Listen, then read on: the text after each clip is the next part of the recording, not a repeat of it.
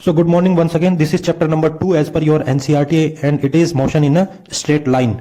So first of all, we would like to see the definition of motion, what motion exactly means.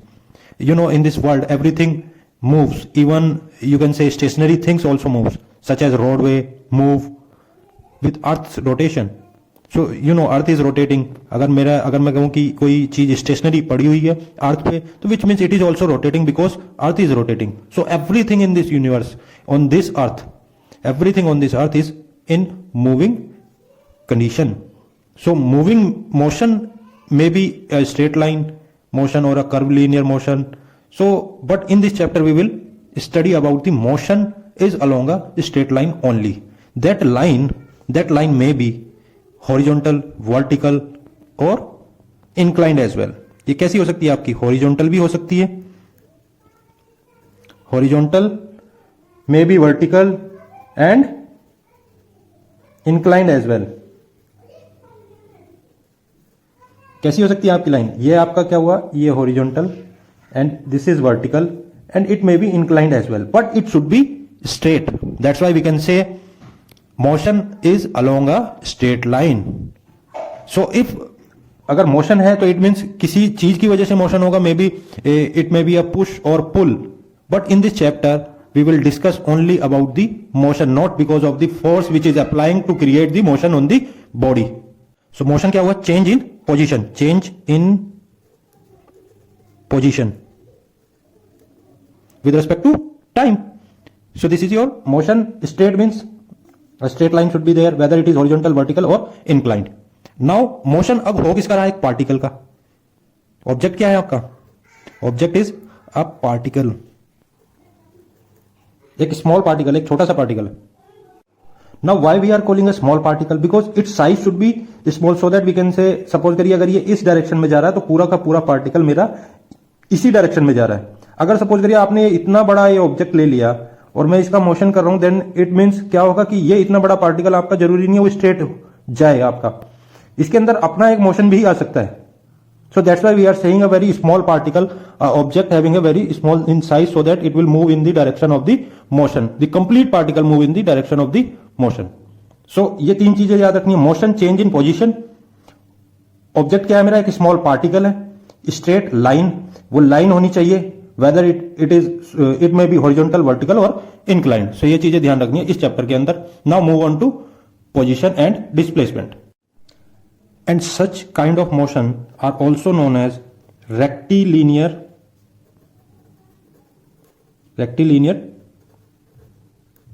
motion. जो आपकी एक straight line में चलते हैं, जो मोशन होता है, जो मूवमेंट होता है, उसको हम रेक्टिलिनियर मोशन भी बोलते हैं. So for the case of rectilinear motion with uniform acceleration, a set of simple equation can be obtained. इस चैप्टर में हम क्या करेंगे? इस रेक्टिलिनियर मोशन के लिए यूनिफॉर्म एक्सीलरेशन के साथ हम इक्वेशंस ड्राइव करेंगे. ठीक है, तो इस चैप्टर के अंदर आप क्या पढ़ेंगे? इस रेक्टिलिनियर मोशन के अंदर we will study velocity, acceleration, velocity और एक्सीलरेशन के बारे में हम पढ़ेंगे फॉर रेक्टिलिनियर मोशन. ज्यादा लंबा नहीं खींचेंगे इस चैप्टर को, इसको विद इन 1 आवर में फिनिश करेंगे, बिकॉज इस चैप्टर में थ्योरी कम है, आपके न्यूमेरिकल्स ज्यादा आते हैं और आपकी थिंकिंग बहुत सॉलिड होनी चाहिए इस चैप्टर को समझने के लिए. तो मैं उसी पे ही कॉन्सेंट्रेट करूंगा. अदरवाइज आपको तो सारा कुछ याद है ही और आता भी है. वेलोसिटी क्या है कि भाई क्या होती है, डिस्टेंस अपॉन टाइम होती है, हम पहले से पढ़ते आ रहे हैं ये सब चीजें. सो जो मेन चीज है जिसपे आपको कॉन्सेंट्रेट करना है, मैं उसी को ही यहां पर टारगेट करूंगा. For example, let us start with the instantaneous velocity. What is instantaneous velocity? So instantaneous velocity है एक है आपकी एवरेज वेलोसिटी. तो यहां पर मैं आप एज्यूम करके चल रहा हूं, you know the difference between velocity and speed. Velocity is a vector quantity having magnitude and direction, but speed have only magnitude. So this is the basic difference between these two. So we will concentrate on velocity here only. So instantaneous, इसकी English में ही इसकी definition छिपी है. Instant पे, किसी एक particular instant पे how much will be the velocity. Average, जब हम बहुत सारी चीजों को एवरेज कर देते हैं, बहुत सारी वेलोसिटीज का एवरेज कर देते हैं, then it will be a average velocity. Suppose करिए आपके पास एक कार है, कार से आप चले, आपने, हालांकि कार में आपकी स्पीड आती है, फिर भी हम उसको एज्यूम कर लेते हैं 10, 20, फिर आपका कहीं पर आपको हाईवे मिल गया 80, फिर आपकी जाम लग गया, फिर 20 हो गया, फिर आपने कार ले लीजिए, बाइक, आप लोग बाइक चलाते होंगे ज़्यादातर, 11-12 के बच्चे हैं, या साइकिल भी ले सकते हैं आप 10 की स्पीड पे चला रहे हैं, 20 पे, 80 पे, जैसे मुझे रोड खुला मिलता है मैं तेज कर देता हूँ, फिर कम कर देता हूँ, फिर ब्रेक मार देता हूँ। तो ये इतनी सारी मेरे पास क्या है, वेलोसिटीज है, V1, V2, V3, V4, V5। तो यहां पर जब आपने ये एक पर्टिकुलर टाइम से आपने स्टार्ट किया, सपोज करिए T1 कितना है आपका, सपोज करिए मैंने सुबह के 10 बजे ये स्टार्ट किया, 10 AM पे, फिर मैंने 10 से जब मैंने 20 पे चलाई तो मेरे पास टाइम था 10:05, 10:05। फिर मैंने T3 जब यहां पर देखा, 5 मिनट के बाद ही मैं सीधा हाईवे पे पहुंच गया, तो यहां पर जो मेरा टाइम था, सपोज करिए मैंने वो टाइम था 10:15 पे। फिर मेरा एकदम से वहां पर रेड लाइट आ गई या जाम लग गया, तो यहां पर जो टाइम था 10:25। फिर T5, फिर आपकी और स्लो हो गई गाड़ी, बहुत ज्यादा ट्रैफिक हो गया, देन ये हो गया आपका 10:30। So this is how time is varying. इस टाइम पे आपकी इतनी स्पीड थी, इस टाइम पे इतनी थी, इस टाइम पे इतनी थी, इस टाइम पे इतनी थी, इस टाइम पे इतनी थी। तो अब आपको मैं कहूं कि एवरेज निकालो, तो आप एवरेज निकाल लेंगे, 10, 20 इन सबको ऐड करके divide by number of velocities से आप डिवाइड कर देंगे, then it will give you the average velocity. अब मैं कहता हूं कि यार तुम्हारी 10, आपको किसी ने पूछा कि 10 बजे तू कितनी स्पीड पे चल रहा था, मैं तो इतने पे चल रहा था। 10:05 पे कितना था, तो इतनी थी। 10:15 पे कितना था, तो 80 की स्पीड थी। सो ये सब क्या है, आपकी इंस्टेंट वेलोसिटीज है, V1, V2, V3। अब इन V1, V2, V3 का एक V एवरेज भी निकलेगा, जो मैंने अभी बताया आपको, सबको ऐड करोगे, डिवाइड बाय 1, 2, 3, 4, 5 से डिवाइड कर दोगे, then you will get the average velocity. So this is how we can differentiate instantaneous and average velocities. Why it is important instantaneous velocity and why we have to require average velocity? What is the significance? इनका significance आपको, जब आप अभी तो आप one dimensional form में चल रहे हो, वन डायमेंशनल मींस एक ही डायरेक्शन है यहां पर x, y भी नहीं है आपकी, यहां पर केवल x है, ओनली x डायरेक्शन। तो अभी आप वन डायमेंशनल चल रहे हो, तो आपको ये चीजें इतना क्लियर नहीं होंगी कि एवरेज में ले क्यों रहा हूं, क्योंकि वन डायमेंशनल में आपका एवरेज का सिग्निफिकेंस इतना नहीं है जितना कि 2D या 3D में। वो कैसे, मैं आपको दिखा देता हूं। सपोज करिए ये एक सर्किल है, इस सर्किल से हवा आप यहां पर, सपोज करिए आपने एक इस टाइप से कुछ ले लिया, उसमें आप फूंक मार रहे हैं एक सर्किल में, तो जब आप फूंक मार रहे हैं तो यहां कुछ वेलोसिटी, यहां कुछ वेलोसिटी, ऐसा तो नहीं है कि सब जगह सेम होगी, इट इज नॉट पॉसिबल कि इसकी वॉल पे कुछ और वेलोसिटी आ रही होगी, यहां पर कुछ रेजिस्टेंस आ रहा होगा। तो इतनी सारी इसके अंदर वेलोसिटीज हैं, but they are very close to each other, not exactly same, but they are very very close to each other. So in that case, suppose मैं आपको कहूं कि यार मुझे यहां का फ्लो रेट दे दो, या कुछ और वैल्यू दे दो कि भाई मुझे यहां पर कुछ चाहिए, कि भाई यहां पर मुझे मोमेंटम चाहिए, फोर्स चाहिए, मुझे MA चाहिए, कितना फोर्स ये मेरे ऊपर, इसके ऊपर लगा रहे हैं इस पोजीशन पे। सो इस केस में क्या है, आप एक एक का तो नहीं कैलकुलेट करेंगे कि इसको उठाएंगे कि यार इसकी वेलोसिटी कितनी है, इसकी वेलोसिटी कितनी है। तो ये प्रैक्टिकली भी मेजर करना है ऑलमोस्ट इंपॉसिबल है इतने सारे पॉइंट्स का, because there are number of particles. यहां पर तो हम एक सिंगल पार्टिकल की बात कर रहे हैं, but in this case there are number of particles. तो V से लेके V1000 तक आएगी आपकी, V1 to V1000, और यू कैन से Vn। So in that case this average velocity comes into the picture. इसका सिग्निफिकेंस फिर यहां पर आ जाता है। हम क्या करते हैं कि इस पूरे का, हमारे पास इंटीग्रेशन, इतने सारे मैथमेटिक्स अवेलेबल है, तो हम इस पूरे एरिया का एवरेज कर देते हैं, and we will get a one velocity which is known as V average, and on the basis of this V average we can calculate our how much force or whatever parameter you want to calculate in which flow come into the picture. So इनका significance इसीलिए है, that's why we are studying both instantaneous as well as average velocity. अब instantaneous का कहां पर आ रहा है कि जब आप यहां पर एक पर्टिकुलर ये देखना चाहते हैं कि यार इतना सारा इसके अंदर वेरिएशन है, तो मैक्सिमम कितना है, यहां पर मैक्सिमम वैल्यू कितनी है, तो मैंने कहा कि यार 80 है। वो कब थी, वो इतने टाइम पर थी जब मेरे 10:15 थे, तब बड़ा अच्छा था। तब मैंने एक स्टडी मुझे करनी थी कि यार कितने बजे मेरे पास ट्रैफिक कम रहता है या ज्यादा रहता है, तो मैं इस वेलोसिटी के हिसाब से, अपनी गाड़ी की इस वेलोसिटी के हिसाब से मैं ये भी कैलकुलेट कर सकता हूं। सो सबका अपना अपना एक एप्लीकेशन है, एक सिग्निफिकेंस है। ऐसा नहीं है कि ये हमारे ज्यादा काम आती है या ये कम आती है। So it all depends on the application. So हमारे लिए दोनों ही इंपॉर्टेंट है, instantaneous as well as average velocity. Mathematically how we can write this instantaneous velocity, आपके इसमें भी दिया है एनसीईआरटी की बुक में, v equals to limit delta t. इसको समझना, इसमें रटने का कुछ नहीं है। इस चैप्टर की खासियत यह है कि अगर आपके दिमाग में ये बैठ गया तो बैठ गया, नहीं तो ये रात भर की नींद खराब कर देगा आपकी। जिसको सोचते रहेंगे कि यार ये कैसे है कैसे है, समझ नहीं आएगा, तो इसको इमेजिन करना बहुत जरूरी है। That's why I am just trying to focus on this velocity. So limit delta t tends to 0 which is infinitesimally small. This delta t बहुत ही छोटा है डेल्टा टी, क्योंकि अभी मैंने यहां से अगर मैं बात करूं 10 से 10:05 की मैं बात कर रहा हूं, मैं कह रहा हूं कि यहीं से यहीं तक अगर आप वेलोसिटी निकालें तो ये भी एक एवरेज वेलोसिटी आएगी। यहां पर भी इसको मैं बोल सकता हूं कि एवरेज वेलोसिटी है, क्योंकि 10:01 पे कुछ और होगी, 10:02 पे, 10:03 पे, 4 पे, फिर 5 पे आएगी। तो इन सब का ऐड होके एक एवरेज वेलोसिटी आएगी। यहां पर आएगी कि नहीं आएगी? तो हम इस डेल्टा टी को लिख रहे हैं कि ये बहुत ही छोटा है, इनफाइनाइट है, ऑलमोस्ट जीरो है। तो we can write delta x, x is your distance, change in distance. क्या रिमेंबर करना, चेंज इन डिस्टेंस, डेल्टा लगाए, change in distance means x2 minus x1 upon t2 minus t1, this is t2 minus t1, और ये था आपका x1 x2 x3 x4 x5, x2 minus x1, ये distance cover किया इतने time में। तो यहां पर डेल्टा का सिग्निफिकेंस है। So we can write this delta x upon delta t equals to dx upon dt। This is the एक जनरल नोटेशन है, ठीक है। Let us see its graphical representation as well.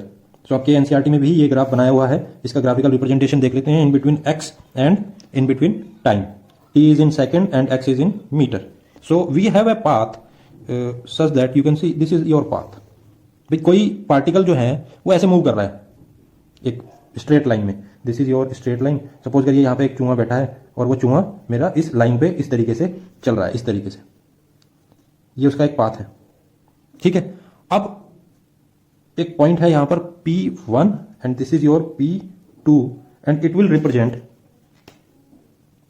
क्या रिप्रेजेंट कर रहा है मेरा, यहां से यहां तक जो एक स्ट्रेट लाइन पे जो ट्रेवल कर रहा है, because this is our chapter which is meant for the straight line only. So यहां पर आपकी कुछ वैल्यूज दी हुई हैं 0, 2, 4, 6 एंड सो ऑन, इस टाइप से। इसी तरीके से आपका यहां पर टाइम दिया हुआ है 2, 2.5, देन 3, इससे एग्जैक्टली यहां पर आ रहा है आपका 5।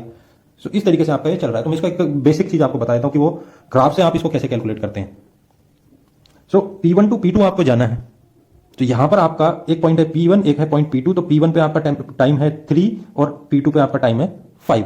सिमिलरली P1 पे आपका पोजीशन है 2, ये डिस्टेंस है आपका, और P2 है आपका somewhere around, you can take it as 10, कोई भी वैल्यू ले लीजिए। सो इस ग्राफ से आप सिंपली ऐसे निकाल सकते हैं dx अपॉन dt आपका क्या हो जाएगा, चेंज इन है तो 2, 10, 10 माइनस 2। सिमिलरली इसको हम थोड़ा जल्दी जल्दी भगाएंगे, 5 माइनस 3, 2 आ गया आपका, 8 divided by 2, so it will comes out to be 4 metre per second. This is your average velocity. So which means इस कर्व का अगर मैं स्लोप लेता हूं, slope of xt will give you the dx upon dt, क्या आपका slope है, this is your slope.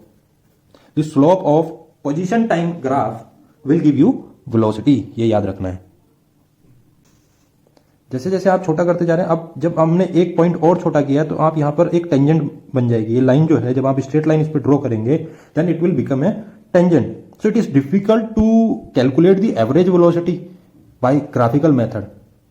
सो इसमें यह सजेस्ट किया गया है कि आपको ग्राफिकल मेथड पे ज्यादा रिलाई नहीं करना चाहिए। So then you have to require the numerical methods in order to calculate the velocity. So it is difficult to show this process graphically.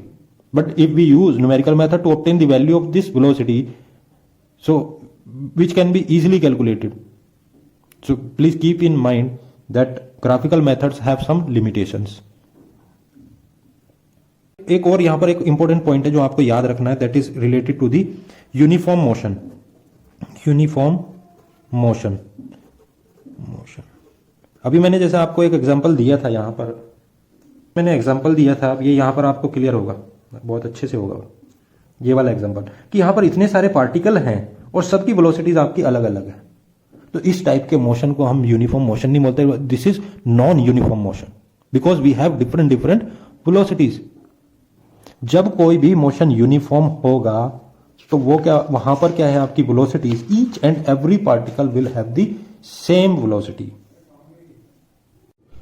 मैं उन्हीं पॉइंट्स को यहां पर टच करूंगा जहां पर सबसे ज्यादा प्रॉब्लम फेस करते हैं स्टूडेंट। सो यूनिफॉर्म मोशन, इसको भी लिख लेते हैं कि नॉन यूनिफॉर्म कैसे होता है। ये चीजें आपको समझ में आ गई हैं, अगर आपने रियलिटी से इनको कंपेयर कर लिया then life will be easy for you. So uniform motion में किसको बोलूंगा, सपोज करिए आपने नाम सुना स्कूल यूनिफॉर्म। हम बच्चों को कहते हैं कि आप यूनिफॉर्म में आए, स्कूल स्कूल यूनिफॉर्म। हम स्कूल कैसे जाते हैं? यूनिफॉर्म में जाते हैं। यूनिफॉर्म मीन्स कि हम सब एक जैसा दिखना चाहते हैं। जब आप असेंबली में जब बच्चों को देखते हो, आप खुद ही ऑब्जर्व करना, जब आप स्कूल जाएंगे और सबको देखना तो आपको सब एक जैसे दिखेंगे, आप उनकी शक्ल में डिफरेंशिएट नहीं करोगे, आपको सब बच्चे एक जैसे दिखेंगे। So that's why we call it uniform. आप यूनिफॉर्म में आइए। तो यहां पर यूनिफॉर्म मोशन का मतलब है कि मोशन आपका एक सा ही होना चाहिए। कैसे होगा वो? सपोज करिए एक पार्टिकल ये है, एक ये है, एक ये है, एक ये। इसकी velocity v1, v2, v3, v4। जब इन चारों की velocity v1, v2, v4 suppose करिए मैं न्यूमेरिकल वैल्यू ले लेता हूं 1 metre per second, 1 metre per second, 1 metre per second, 1 metre per second, then I can say that it is uniform. Uniform motion does not depend either time और distance, it will remain same. So आपका जब सारे particles का, इसका एक simple सा example मैं आपको देता हूं। अगर वाटर फ्लो आपको देखना है जो कि यूनिफॉर्म होते हैं, वो कहां पर आप देख सकते हैं? एक टैब में, जब आप अपने घर की जो टैब है, जो नल है, उसको जब आप ओपन करो तो बहुत थोड़ा सा ओपन करना उसको। तो थोड़ा सा जब आप ओपन करोगे उसको, आप वहां से देखोगे एक लेयर निकलेगी, बहुत ही फाइन लेयर इस टाइप से। तो वो एक यूनिफॉर्म काइंड ऑफ मोशन है। उसमें क्या है? वेलोसिटी आपकी डिफरेंस नहीं है, इतना ज्यादा नहीं है, पर इतना ज्यादा नहीं है बिकॉज आइडल केसेस हैं ये सब यूनिफॉर्म बोलना। क्योंकि स्कूल की यूनिफॉर्म में भी अगर आपके स्कूल में 2000 बच्चे हैं तो उनमें से एक आधा यूनिफॉर्म में नॉन यूनिफॉर्म भी हो सकता है। सो ऐसे ही सिमिलर केस यहाँ पे है। रियलिटी से आप इसको कंपेयर कर सकते हो। अब इसका माउथ था इतना बड़ा, यहां से आपकी ये वाटर निकल रहा था। जब आपने इसको पूरा खोला तो यहां पर इस तरीके से निकला। तो इस पार्टिकल की वेलोसिटी या इस लाइन की वेलोसिटी बोल लीजिए, इस लाइन और ये लाइन और ये लाइन, इन चारों लाइन की मे भी डिफरेंट होगी, और मे भी नहीं, रियलिटी में तो डिफरेंट ही आती है। आपने देखा ना कैसे बबल बन के आता है आपका पानी। तो ये सब क्या है? आपकी नॉन यूनिफॉर्म फ्लो है और नॉन यूनिफॉर्म मोशन है। सो यूनिफॉर्म मोशन के केस में v1, v2, v3, v4 सब चारों के चारों एक है। अब अगर आप इनका एवरेज लेते हैं, v एवरेज, तो क्या होगा? सेम ही आएगा, 1 + 1 + 1 + 1 divided by 1 2 3 4 number of charge है 4/4 = 1। So all the uniform motion will have the same instantaneous and average velocity. ठीक है, तो यूनिफॉर्म का उल्टा हो गया नॉन यूनिफॉर्म। तो यहां पर आपकी वेलोसिटी होती है खत्म, आपका शुरू होता है सबका बाप एक्सीलरेशन, जो कि आज तक बहुत से लोग नहीं समझ पाए हैं एग्जैक्टली है क्या। It is very difficult to understand. केवल फॉर्मूला याद करने से नहीं हो जाता। एक्सीलरेशन की फॉर्मूला मैंने याद कर लिया, वेलोसिटी का था metre per second distance upon time, और मैंने वेलोसिटी को ही एक बार और टाइम से डिवाइड कर दिया, मीटर पर सेकंड स्क्वायर। तो ये मैंने बोल दिया, ये मेरा एक्सीलरेशन हो गया। इसी को तो बोलते हैं आप एक्सीलरेशन। अब तक यही फॉर्मूला ही पढ़ते आते हैं, बट इसको इमेजिन करना बहुत जरूरी है कि रियल लाइफ में how body is accelerating, weather it is constant, uniform और डायनेमिक। ये आपको समझना बहुत जरूरी है, और इसी पे ही बहुत काम किया है गैलीलियो ने और आइंस्टाइन ने। आइंस्टाइन क्यों फेमस हुआ? Just because of this acceleration. उसकी जो फाइंडिंग है, it is related to the gravity, and gravity is equal to the acceleration in a free falling body, and it told by the Galileo. So कैसे उसने क्या imagine किया कि यार मैं इनको इक्वल रखूं, तो वो चीज समझनी बहुत जरूरी है। सो हम इसको उठाते हैं आपके एनसीईआरटी के पहले सेंटेंस से जो एक्सीलरेशन में दिया है, उसी को हम समझेंगे, and it is a very good book. The velocity of an object in general changes during its course of motion. Velocity, वो बोलता है वेलोसिटी जो है ऑफ ऑब्जेक्ट चेंज होती है ड्यूरिंग मोशन। बिल्कुल सही बात है। जब कोई चीज मूव कर रही होती है तो उसकी क्या है? वेलोसिटी चेंज होती है। But how to describe this change?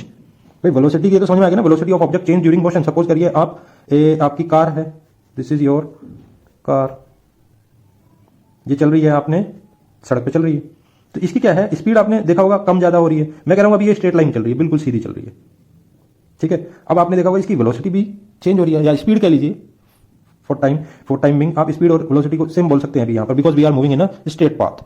अभी हमें कोई डायरेक्शन वगैरह नहीं चेंज कर रहे हम यहां पर, ठीक है। सो ये मूव करिए यहां पर, आपकी कभी 50 हो रही है, कभी 60 हो रही है, कभी 80 हो रही है, ठीक है।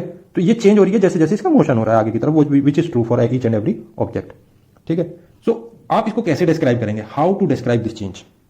How to describe this change in velocity? ये कहता है कि आप इस चेंज को कैसे डिस्क्राइब करेंगे कि आपकी 50 हो रही है, 60 हो रही है, 80 हो रही है, कैसे हो रही है? इसके लिए कोई एक पैरामीटर होगा, that parameter is known as acceleration. क्योंकि लोगों ने रिसर्च करी कि आपने वेलोसिटी तो उन्होंने पता लगा लिया कि यार डिस्टेंस को अगर मैं टाइम से डिवाइड करूंगा तो मेरे पास वेलोसिटी आ जाएगी, बट जब वो रियल लाइफ में उन्होंने फील किया कि यार ये मेरी वेलोसिटी बार बार चेंज हो रही है, इससे मुझे मैं लेट पहुंच रहा हूँ, बहुत लेट पहुंच रहा हूँ, कहीं मुझे जाना था, ये वेलोसिटी तो चेंज हो रही है, तो मैं इसको कैसे डिस्क्राइब करूँ और कैसे मैं इसको मैनेज करूँ। Then a parameter come into the picture which is known as acceleration. अब क्वेश्चन ये था कि एक्सीलरेशन को कैसे डिफाइन करें, क्योंकि जब ये आपकी गाड़ी चल रही थी, यहां पर आपकी वेलोसिटी चेंज हो रही थी 50, 60, 80, दिस इज वेलोसिटी, पर साथ साथ आपका डिस्टेंस भी चेंज हो रहा था। सपोज करिए आपको एक 100 किलोमीटर चलना था, पहले वो था 100, फिर वो 80 रह गया, फिर 70 रह गया, तो इस टाइप से आपका डिस्टेंस चेंज हो रहा था और आप टाइम भी आपका चेंज हो रहा था। आपने जब जर्नी स्टार्ट करी तो 10 बजे थे और जब आप वहां पर पहुंचे तो आपके 2 बज गए, दोपहर के 2 PM, तो आपका टाइम भी चेंज हुआ। सो टाइम भी चेंज हुआ, आपका डिस्टेंस भी चेंज हुआ, वेलोसिटी भी चेंज हुई, तीन चीजें चेंज हुई। अब वो कहता है कि मुझे तो इस वेलोसिटी चेंज को डिफाइन करना है, कैसे करना है। अब आपकी 2 चीजें चेंज हो रही है, एक ये भी हो रहा है, एक ये भी हो रहा है, तो इसको इसके साथ लगाऊं या इसके साथ लगाऊं, ये क्वेश्चन था गैलीलियो के दिमाग में। तो Galileo was confused how to define this velocity change, whether it is related to distance change और time change. So now let us continue our discussion on acceleration. So basically what is acceleration, or you can say the change in velocity. We all know the acceleration definition of acceleration is change in velocity with respect to time. But जब तक ये discover नहीं हुआ था तो क्या था, हमारे पास 2 ऑप्शंस थे, बेसिस डिस्टेंस और बेसिस टाइम, कि जो चेंज इन वेलोसिटी हो रही है फ्रॉम v1 टू v2, हमें इसको how to describe, whether it is with respect to distance, because distance is also changing. Suppose करिए आप यहाँ पर आपका 1 किलोमीटर है and this is 100 kilometre away and your velocity is changing from v1 to v2. So now you can say our velocity is changing with respect to distance and time as well. यहाँ पर time suppose करिए आपका 1 PM है and then यहाँ पर आपका 3 PM है, so time is also changing. So this was the confusion in the mind of Galileo as well. Galileo time के टाइम में भी क्या कंफ्यूजन थी कि how to describe velocity change, whether with respect to distance और with respect to time. So first thought क्या आया इसका, पहला थॉट आया कि change in velocity v2 minus v1 with respect to distance. जो पहला थॉट जो आया वो विद रेस्पेक्ट टू डिस्टेंस का आया, to define the acceleration. But later on this concept was proved wrong by the Galileo itself.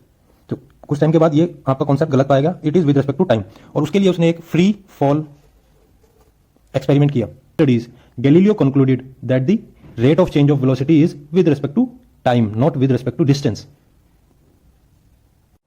So let me explain what is free falling objects. तो Galileo ने आपको क्या समझाने की कोशिश की थी वो मैं 4 लाइनों में आपको एक्सप्लेन करता हूं। Through his studies Galileo concluded that change in velocity with time is a constant motion for all objects in free fall. Free fall कैसा होता है, अगर आप सपोज करिए ऊपर से कोई चीज को नीचे गिराते हैं विदाउट एयर रेजिस्टेंस। अभी क्या है, आपका एयर का रेजिस्टेंस रहता है, एयर का रेजिस्टेंस रहता है, तो क्या होता है कि आपका इसकी वजह से आप ऑब्जर्व नहीं कर पाते कि फ्री फॉल है क्या बेसिकली। अगर फ्री फॉल में आप सपोज करिए एक बॉल है जिसका वेट है 5 kg और यहां पर सपोज करिए आपने एक कबूतर का पंख ले लिया, इस टाइप से आपने एक पंख ले लिया, फेदर जिसको हम बोलते हैं, दिस इज फेदर, जिसका वेट है 5 gram, only 5 gram, this is 5 kg। जब आप इनको यहां से गिराते हैं, फ्री फॉल करते हैं, फ्री फॉल करेंगे, देन जो टाइम दोनों का सेम रहेगा ग्राउंड पे आने का। ऐसा नहीं है कि जो भारी है वो पहले गिरेगा, ऐसा नहीं है, यहां पर भारी चीज पहले गिरेगी ऐसा कोई चक्कर नहीं है, क्योंकि वेट डजंट मैटर। इसका यहां पर कहने का मतलब यही था कि constant motion for all objects, कोई भी ऑब्जेक्ट हो, सभी ऑब्जेक्टों का मोशन जो है कांस्टेंट होगा in free fall. Free fall कब होगा, जब मेरा एयर बीच में नहीं होगी। क्या ऐसा किया जा सकता है? किया जा सकता है, बिल्कुल किया जा सकता है। अगर आप 2 बॉल को सेम शेप को ले लें तो आप एयर का रेजिस्टेंस नेग्लेक्ट कर सकते हैं। भाई आप एयर का रेजिस्टेंस कैसे लगता है, सपोज करिए आपके पास कार है, दिस इज योर कार, इस टाइप से आपके पास एक कार है। जब आपकी कार चलती है तो सामने से एयर इसका अपोज करती है, दैट्स वाई कि आप इस टाइप की शेप देते हैं। आजकल जो कारें हैं वो हमारी कैसी बन गई है, एरोडायनेमिक शेप की, कैसी बन गई है, एरोडायनेमिक शेप। ये एरोडायनेमिक शेप है, अभी इसलिए कार इस टाइप की बनती जा रही है ताकि एयर रेजिस्टेंस कम कर सके। सो कहने का मतलब क्या है कि जो एयर है, अगर एयर के बीच में अगर कोई बॉडी फॉल करेगी तो उस पर एयर रेजिस्टेंस होगा। अगर आप उसमें वैक्यूम क्रिएट कर देंगे then you will fall 5 kg and 5 gram, तो both will touch the ground at the same time.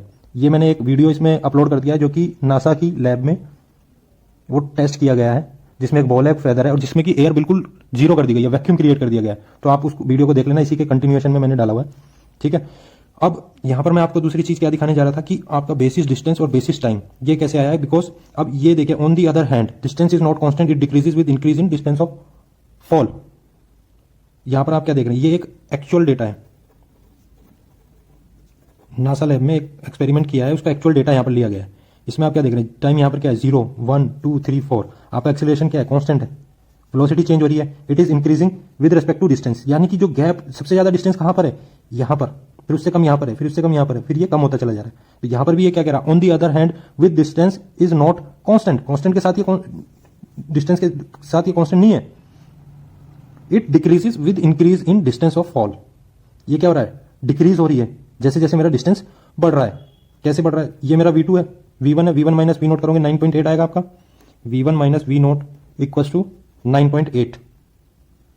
Then आपका डिस्टेंस इंक्रीज हुआ, अब यहां से आप इसको माइनस करेंगे तो कितना आएगा, तो यहां पर जब आप इसमें से इसको माइनस करेंगे देन डिवाइडेड बाय डिस्टेंस करेंगे, तो वो हर बार मेरा क्या हो रहा है, चेंज हो रहा है, and it decreases as your distance of fall is increases. But इस वाले केस में क्या है, 0.0 9.8 डिवाइडेड बाय 1 करेंगे, टाइम करेंगे, then it will be 9.8, this minus this 9.8 divided by this 1 equals to 9.8। So यहां पर ये कांस्टेंट है, so that's why Galileo has concluded that the change in velocity with respect to time is your acceleration. तो acceleration आपका यहां से आया है। फिर उसमें फर्दर आइंस्टाइन का भी रोल प्ले किया, आइंस्टाइन ने भी, उसने भी अपनी theory the.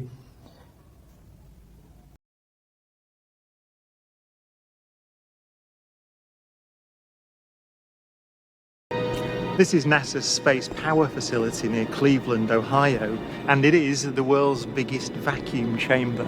It's used to test spacecraft in the conditions of outer space, and it does that by pumping out the 30 tons of air in this chamber until they're about 2 grams.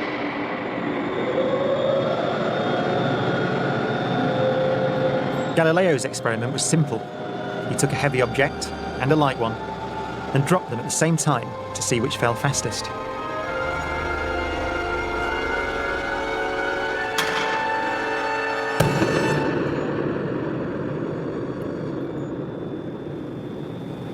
Now in this case, the feathers fell to the ground at a slower rate than the bowling ball because of air resistance. So in order to see the true nature of gravity, we have to remove the air.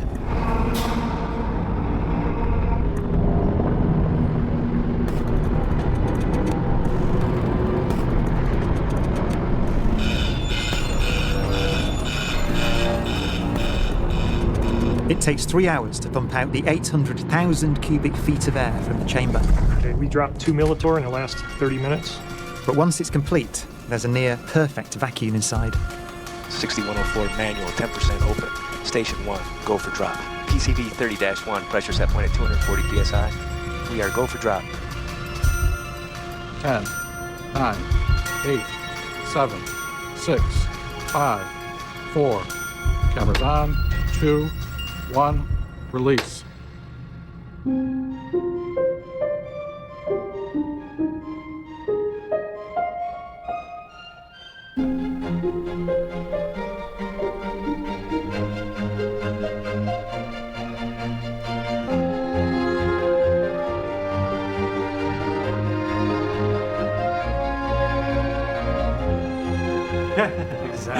Exactly. They came down exactly the same. Wow. Look. That's right there. Look at how they hit right there. Exactly. You're back on the side. Look. Exactly the same. Feathers don't move, nothing. Look at that. That's just brilliant.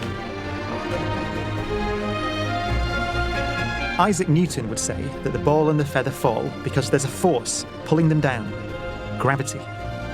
But Einstein imagined the scene very differently. The happiest thought of his life was this. The reason the bowling ball and the feather fall together is because they're not falling. They're standing still. There is no force acting on them at all. He reasoned. So now come to the mathematical part. This is the average acceleration, and average acceleration you can write v2 minus v1 divided by t2 minus t1, and simply you can write delta v upon delta t. v2 is your instantaneous velocity. जहां पर भी 2 1 ये सब आपके लिखे आएंगे, it means it is at a particular instant पे क्या हो रहा है, वेलोसिटी मेरी है v2 and v1. So v2 upon t2 करेंगे then you will get the instantaneous acceleration. So हम क्या लिख सकते हैं, v2 अपॉन t2 ये होगा आपका instantaneous acceleration. Similarly v1 t1 एज वेल. And this is how we can write the instantaneous acceleration. This is your instantaneous acceleration. And you can write, v equals to dx upon dt. Rate of change of displacement is your velocity. And rate of change of velocity with respect to time is your acceleration. So now you can write acceleration equals to D upon d T into D x upon d T. So in the form of displacement you can write d square x upon dt square is your acceleration.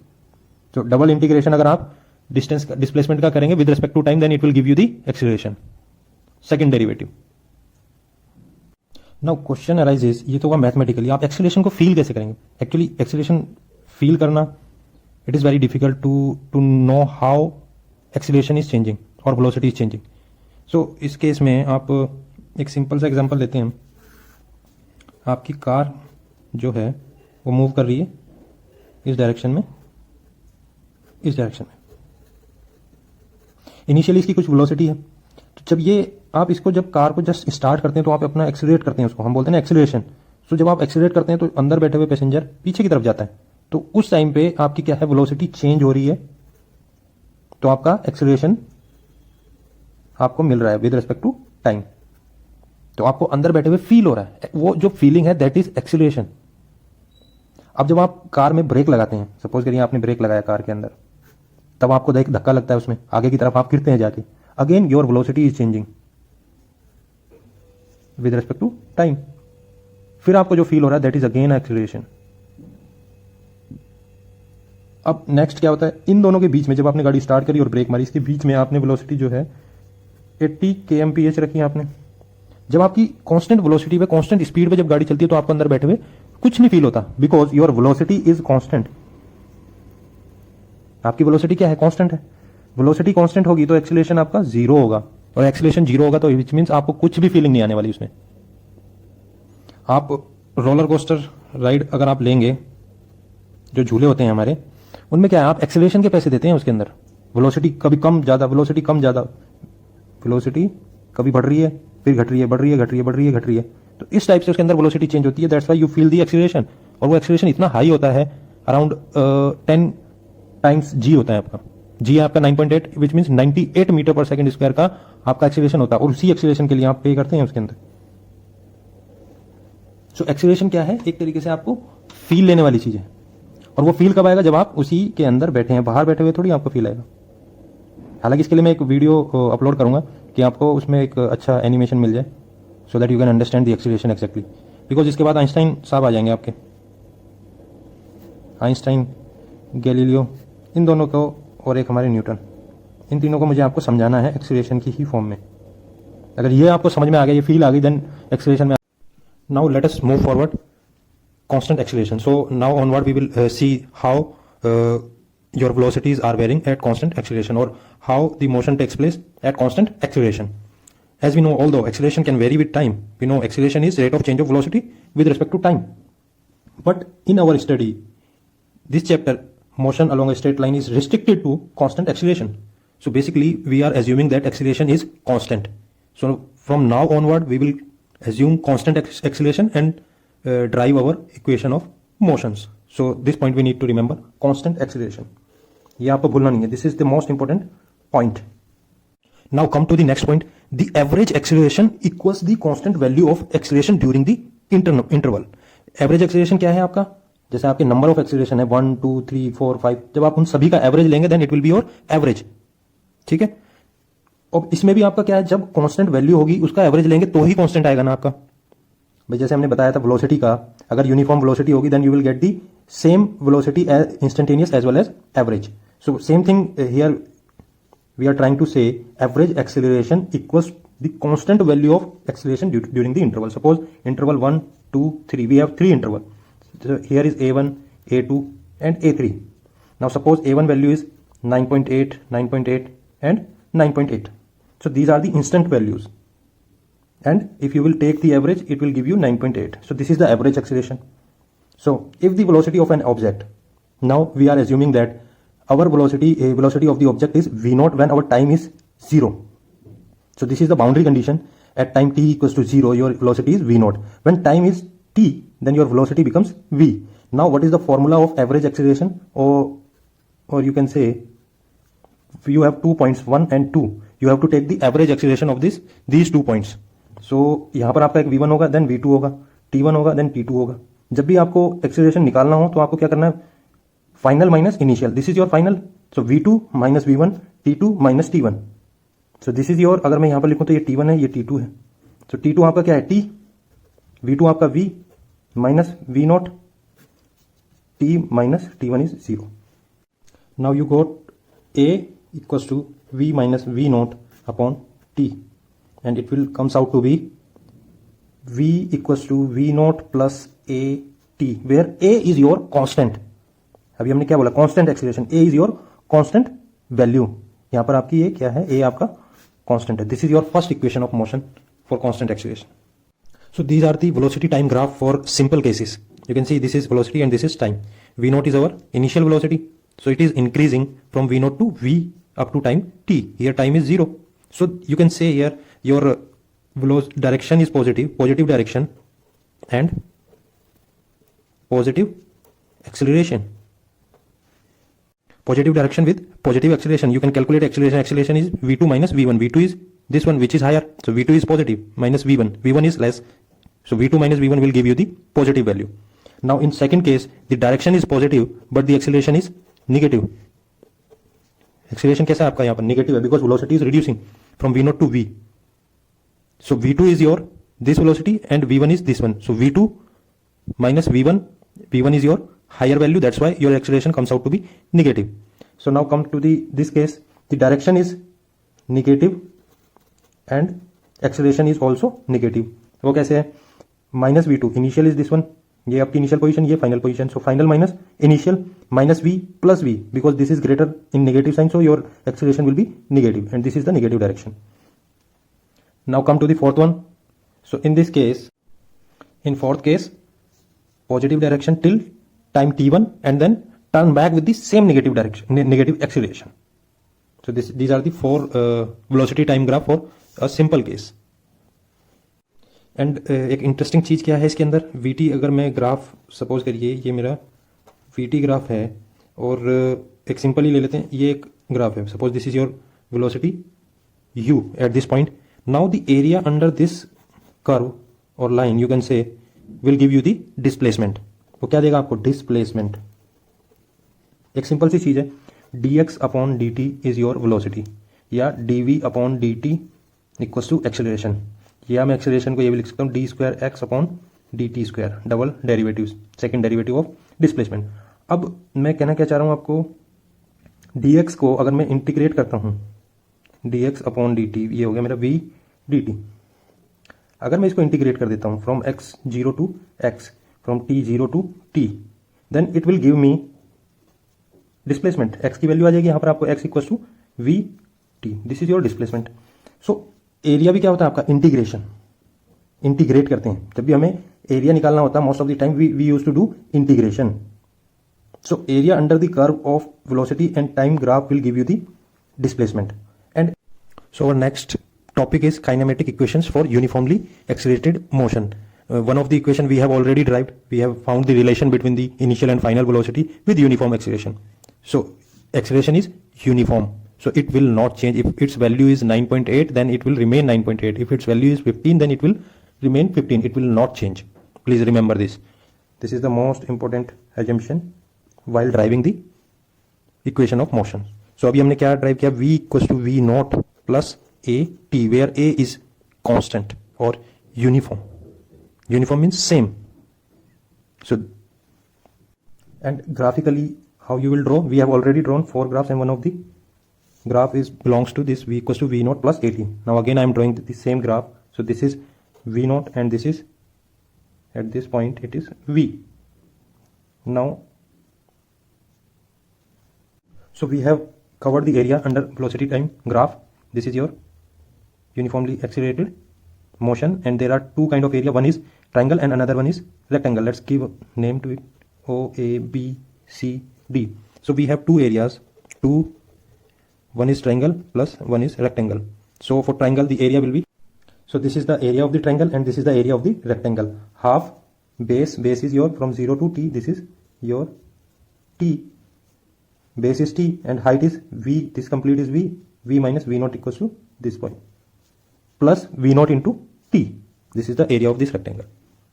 As we have already explained, it will give you the x, which is the displacement. Area under the curve of velocity time graph will give you the displacement. So we know v minus v naught equals to a t. V minus v naught equal to a T.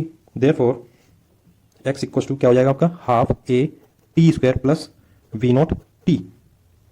So x equal to v naught t plus half a t square will be your second equation of motion.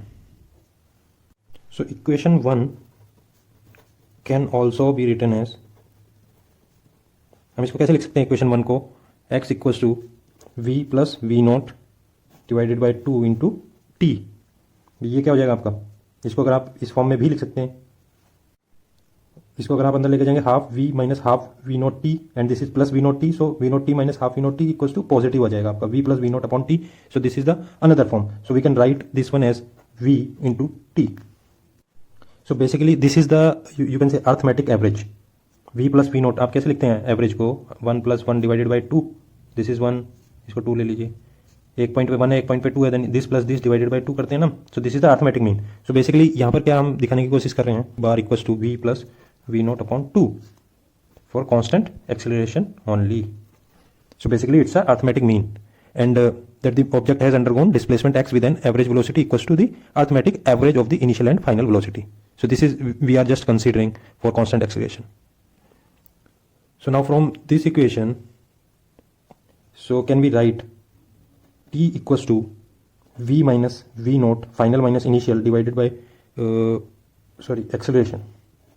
From this equation v minus v naught divided by t a will give you the t from equation 0.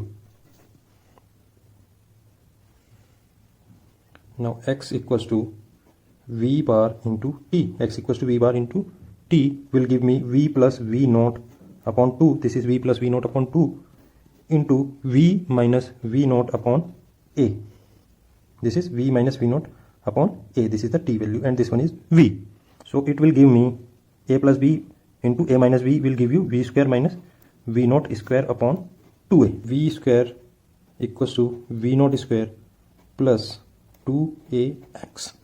This is your third equation of motion for constant acceleration. So these are the three equations for rectilinear motion. Actually in these equations we have assumed that at t equals to 0 the position of x is 0. So if you will consider it is non-zero, like at t equals to 0 suppose we have x equals to x0. So in that case this x is non-zero when your time is 0. So in that case you can remodify these equation, not these equation, only one equation will be modified, this one, because we have the x in this equation. So x equals to x naught plus v naught t plus half a t square. So these are the final equation in more general term you can say. So theoretical part of this chapter, motion along a straight line, is almost finished. I think finished it is. Now we will start the numerical, because numericals are most important in terms of you can say the JEE mains and advanced. So its numericals are very crucial compared to theory.